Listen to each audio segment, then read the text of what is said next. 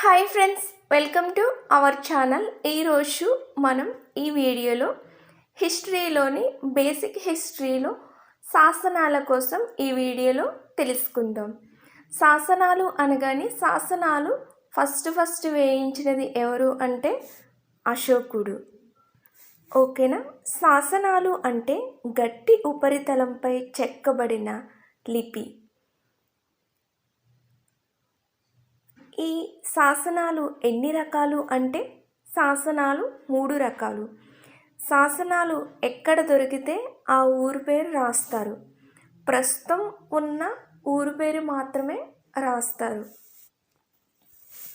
ఓకేనా ఫ్రెండ్స్, ఈ శాసనాలు ఎన్ని రకాలని చెప్పాను? 3 రకాలు. ఈ 3 రకాల శాసనాల కోసం మనం ఈ వీడియోలో చూద్దాం. వీడియో ఫుల్గా చూడండి. 1 ప్రశస్తి శాసనం, 2 రాజాజ్ఞలు, 3 దాన శాసనాలు. శాసనాలు ఎన్ని రకాలు? 3 రకాలు. అవి ప్రశస్తి శాసనం, రాజాజ్ఞల శాసనం, దాన శాసనం. ప్రశస్తి శాసనం అంటే ఇది వినగానే మనకి అర్థమవుతుంది. ప్రశస్తి శాసనం అంటే పొగడ్తలు, అంటే రాజులను పొగుడుతూ వేసే శాసనాలు. ఒక్కొక్కసారి రాజులు కూడా తమను తాము పొగుడుకుంటూ కూడా శాసనాలు వేశారు. ఈ రకమైన శాసనాలను ప్రశస్తి శాసనాలు అంటారు. రాజాజ్ఞలు, ఇది కూడా విన్న వెంటనే మనకు అర్థమైపోద్ది. రాజు ఇచ్చే ఆజ్ఞలతో వేసే శాసనాన్ని రాజాజ్ఞలు అంటారు. ఈ రాజాజ్ఞలు ఎక్కువగా వేసిన శాసనాలు ఎవరి అంటే అశోకుడివి. అశోకుడు ఎక్కువగా రాజాజ్ఞ శాసనాలు వేయించారు.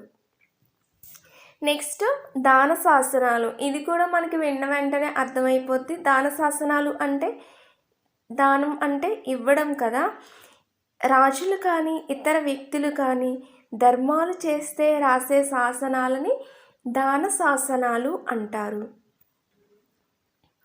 ఇక్కడ మనం చూసినట్లయితే ప్రశస్తి శాసనం కానీ రాజాజ్ఞ శాసనాలు కానీ ఓన్లీ పర్టికులర్గా రాజులకు సంబంధించిన వాళ్ళు మాత్రమే వేస్తారు. ఈ దాన శాసనాలు అలా ఉండదు, ఎవరైనా దాన శాసనాలు వేసుకోవచ్చు.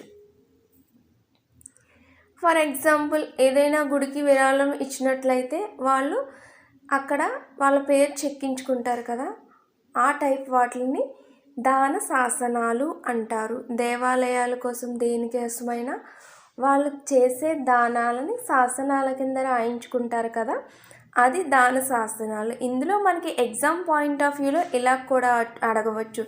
ఎవరికి వారు వేసుకునే శాసనాలు ఏంటి అంటే దాన శాసనాలు. మన ఛానల్ ఇంకా ఎవరైనా సబ్స్క్రైబ్ చేసుకోకపోతే వెంటనే సబ్స్క్రైబ్ చేసుకోండి. Bye friends.